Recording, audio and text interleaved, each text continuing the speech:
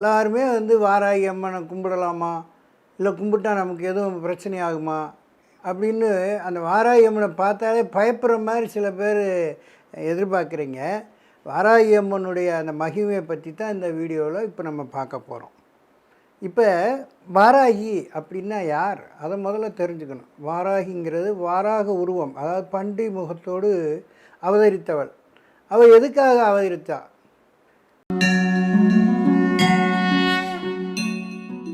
அதாவது பண்டகாசுரன் என்று சொல்லக்கூடிய அந்த அசுரனை வந்து வதம் செய்கிற காலத்தில் வந்து பராசக்தியே வந்து அந்த பண்டகாசுரன் வதம் செய்ய முடியாமல் பலவித விஷயங்களில் நிறைய சோதனைகளை உருவாக்குறான். அப்போ என்ன செய்கிறா, 7 விதமான கன்னிமார்களை உருவாக்கி அந்த 7 கன்னிமார்களோட ஒரே நேரத்தில் போர்ஸாக வந்து அந்த தாக்குதல் நடத்துகிறாங்க அம்மா.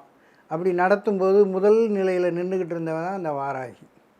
அப்போ ராஜராஜேஸ்வரி புவனேஸ்வரி என்று சொல்லக்கூடிய அந்த ஆதிபரா சக்தியானவளுடைய தளபதியாக வீட்டிருக்கக்கூடியவள் தான் இந்த வாராகி அம்மன். அப்போ இந்த தளபதியாக இருக்கக்கூடியவங்களுக்கு என்ன தகுதி இருக்கும் உங்களுக்கே தெரியும். ஏன்னா தளபதியாக இருக்கிறவங்களுக்கு எதையும் சமாளிக்கக்கூடிய தைரியமும் துணிச்சலும் இருக்கணும். அது ஒரு பெண்ணாக இருந்து ஒரு துணிச்சலாக இருந்து போராடக்கூடிய ஒரு வல்லமை படைத்தவள் வாராகி. ஒரு வாராகி வழிபாடுக்கு ஒரு 3 தகுதிகள் இருக்குது. இந்த 3 தகுதிகள் இருக்கிறவங்க மட்டும்தான் வாராகியை வழிபாடு பண்ணணும். மற்றவங்க இந்த வாராகியை வழிபாடு பண்ணால் நிச்சயமாக பக்க விளைவு நீங்கள் அனுபவிக்கத்தான் செய்வீங்க. அந்த 3 என்ன அப்படின்னா உண்மை, நேர்மை, ஒழுக்கம். இதை மட்டும்தான் அவள் விரும்புவான். அவளை நீ வந்து மனசார வேண்டிக்கோ, மந்திரம் சொல்லு, விளக்கு போடு, எனக்கு அதை கொடு இதை கொடு, அதெல்லாம் கேட்க மாட்டான். உண்மை இருக்கணும், நேர்மை இருக்கணும், ஒழுக்கம் இருக்கணும். இந்த 3ம் இருக்கிறவங்க தாராளமாக வாராகியை கும்பிடலாம். சரி, இந்த வாராகியை கும்பிட்றதுனால நமக்கு என்ன சரியாக கிடைக்கும்? எத்தனையோ தெய்வங்கள் இருக்குது. காளியை கும்பிட்றோம், துர்க்கையை கும்பிட்றோம், பராசக்தியை கும்பிட்றோம், மாரியம்மனை கும்பிட்றோம். இப்படி எத்தனையோ தேவதைகளை நம்ம முத்தாளம்மன் கும்பிட்றோம்.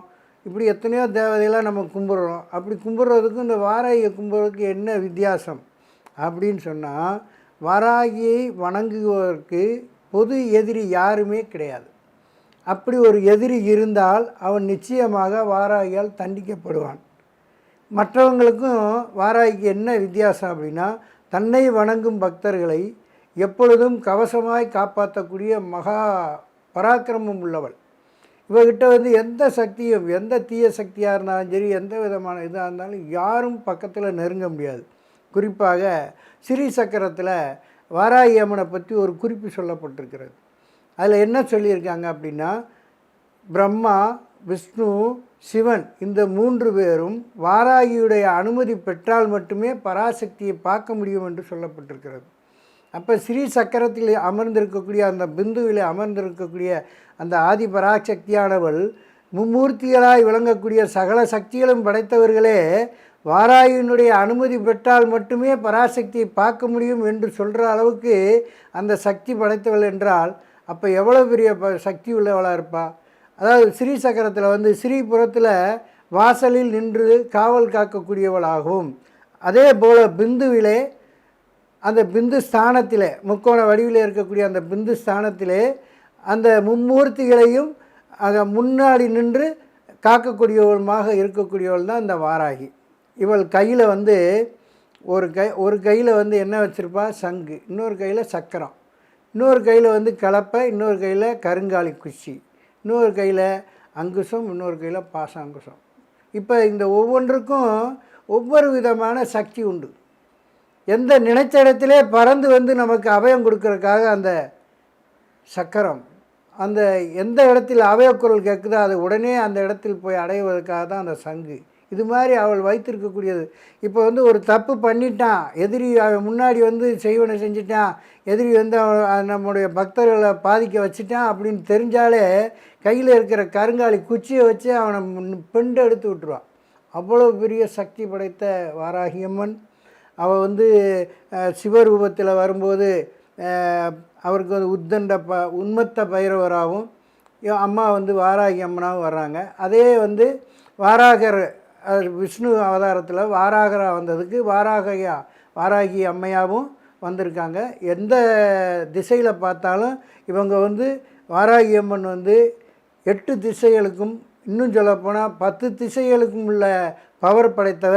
அந்த சப்த மாதாக்களிலே 5வது இடத்தில் அமைந்திருக்கக்கூடிய மிகப்பெரிய பராக்கிரமம் படைத்தவ. இவளை கும்பிட்றதுக்கு வேறு எந்த கண்டிஷனும் தேவையில்லை. படமாக வச்சுக்கலாம், சிலையாக வச்சுக்கலாம், விளக்கில் ஏற்றி வெறும் விளக்கு மொழியிலேயே வந்து வாராகியோடைய மந்திரத்தை சொல்லலாம். அழகாக எளிமையாக சொல்லக்கூடிய 3 வரியில் உள்ள ஒரு எளிமையான மந்திரம் ஓம் ஐம் க்ளௌம் வாராகியை நம.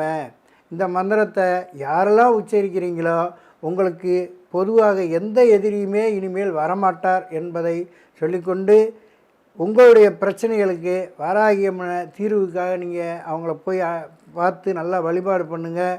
அவங்களுக்கு பிரியமானது பஞ்சமி திதி, தேய்பிறை, வளர்பிறை பஞ்சமி, அமாவாசை, பௌர்ணமி, இந்த நாட்களில் அவங்களுக்கு ரொம்ப வந்து உரிமையான நாள். இந்த நாட்களில் அவங்கள என்ன சக்கரவள்ளி கிழங்கோ ஏதோ உங்களுக்கு பிரியமானதோ எதாவது ஒன்றை வச்சு அவங்கள வணங்கிட்டு வந்தீங்கன்னா மிகப்பெரிய நற்பலன்கள் கிடைக்கும். இதை வந்து உங்களோட இல்லாமல் உங்களை சார்ந்தவங்களுக்கும் இதை பகிர்ந்துக்குங்க. நல்லதே நடக்கும், நன்மையாக இருக்கும். நன்றி, வணக்கம்.